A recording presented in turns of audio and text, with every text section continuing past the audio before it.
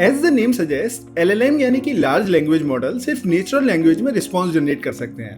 But ChatGPT और Gemini जैसी applications में हमें नेचुरल लैंग्वेज के साथ साथ इमेजेस भी रिस्पॉन्स में मिलते हैं। तो ये कैसे होता है, ये समझने के लिए हमें कॉन्सेप्ट समझना होगा कि टेक्स्ट जनरेट करने के लिए अलग मॉडल्स होते हैं और इमेज जनरेट करने के लिए अलग मॉडल्स।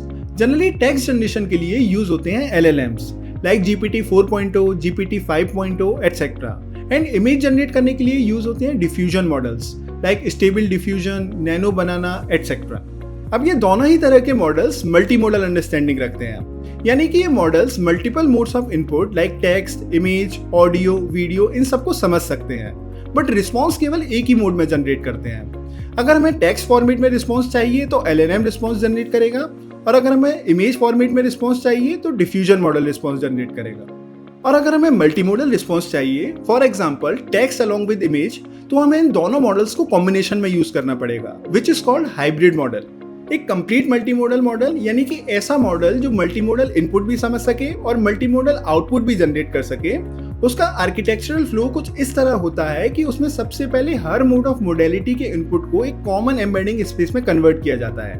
देन उस कॉमन मल्टी मॉडल एम्बेडिंग के थ्रू पूरे इनपुट की एक होलिस्टिक अंडरस्टैंडिंग ली जाती है। Then based on that understanding हर मोडेलिटी का आउटपुट जनरेट करने के लिए एक डेडिकेटेड मॉडल बैठा रहता है।